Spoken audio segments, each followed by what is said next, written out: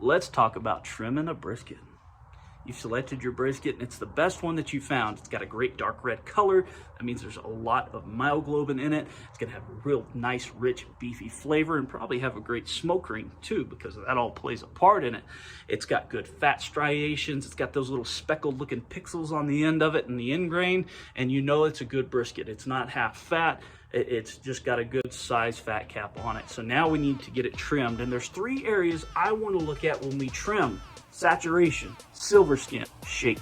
Saturation is going to make a big difference in not only selecting a brisket, but also when you trim a brisket, because getting that 1/4 inch fat cap is going to mean that you're still leaving a barrier of protection on the brisket, but also allowing that membrane to keep moisture from escaping through the top of the brisket because of evaporative cooling, and leaving you in the end with a more moist brisket. Now, some people don't trim at all and they have a very moist brisket, but it's not more moist. It's actually just tallow dripping down over everything, and it's the illusion of being more moist.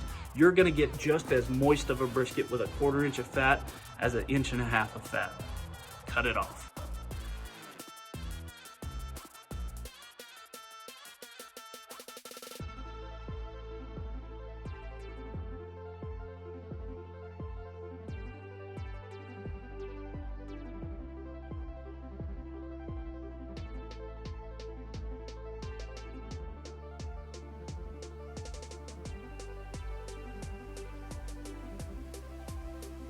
Next, we look at silver skin. That's usually on the flat side, and that is a membrane as well. It's not gonna let smoke or seasoning penetrate through it.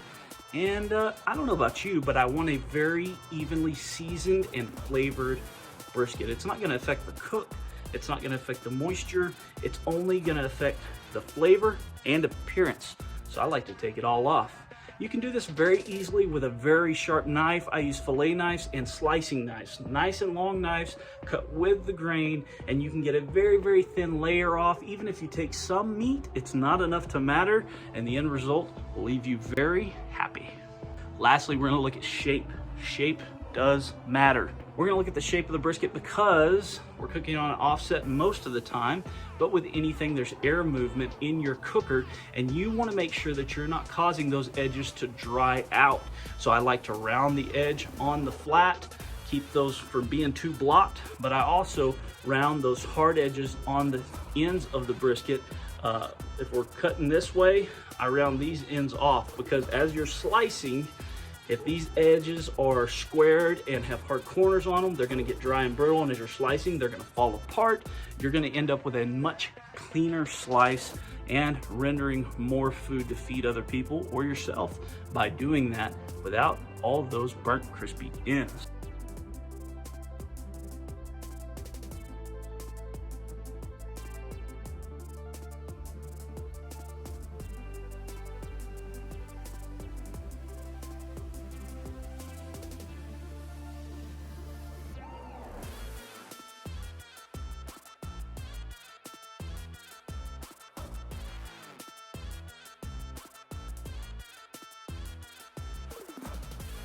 Size, of course that matters, but you know, we're not talking about it. Saturation, silver skin, shape, that's how you trim a brisket.